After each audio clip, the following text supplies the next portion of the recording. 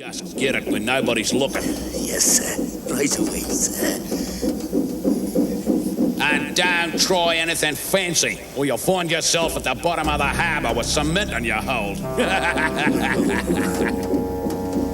Well, hello guys, Cinder here with the newest installment of the Tugs character profiles. Today's episode covers the most intimidating and darkest character in the show, Johnny Cuba. If you're excited for this episode and want to see more like it in the future, then don't forget to leave a like, as well as comment and subscribe. Now with all of that out of the way, let's get started.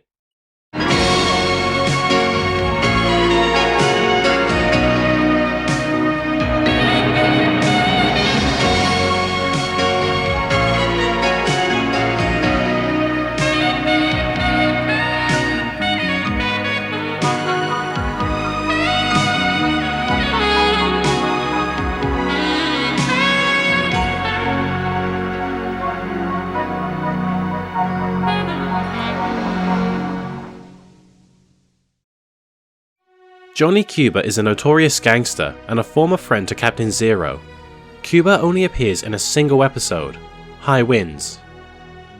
In this episode, we learn that Johnny and Zero had an ugly falling out and Cuba was banned from re-entering Big City Port.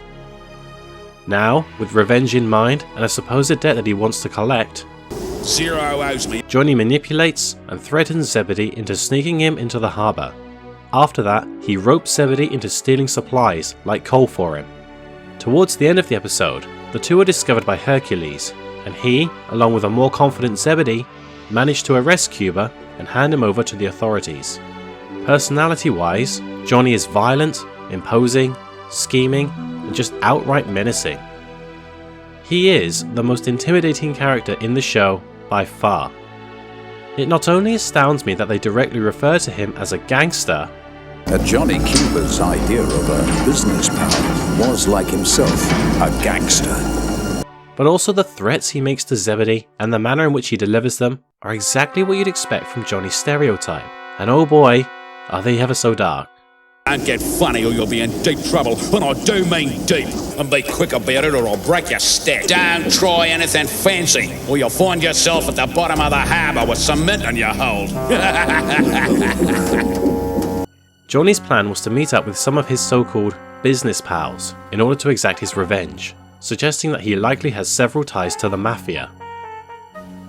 I've already said that Zebedee is one of my favourite characters, and have praised High Winds for this reason. But I also love the episode because of Cuba.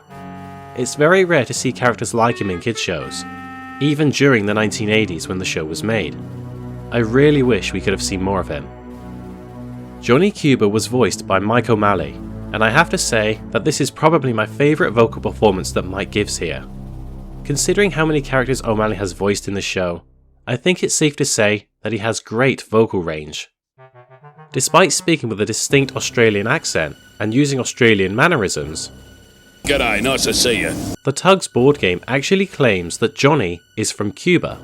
Although he only appeared in a single episode, Cuba's prop is one of the most frequently used in the show, just without the face. So who is Cuba's Thomas and Friends counterpart? Well, the closest relatable character I can think of would be Sailor John from the movie Sodor's Legend of the Lost Treasure. Although John is more of a pirate than a gangster, both he and Cuba are depicted as some of the most threatening villains in their franchises.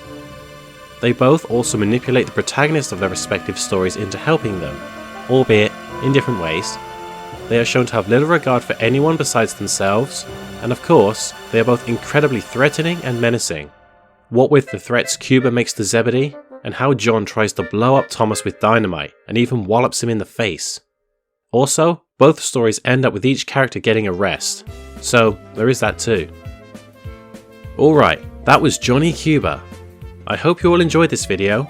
Cuba is such an interesting character, and one that adds a lot of lore to the Tugs universe, so I'm glad I got to cover him. I have a few ideas on who I might cover next, as well as some ideas for more Railway series content. In case you haven't seen it, at the time I'm writing this script, my synopsis for how I would adapt Super Rescue has hit over 10,000 views. That is incredible. Thank you all so much for the support and feedback. I now have a bunch of ideas for how I can work the Railway series onto my channel. Anyway, enough of the soppy, mushy stuff. As always, thank you all so much for watching. Now until next time, I've been Cinders and Ashes UK, you've been awesome, and have a great day. Bye!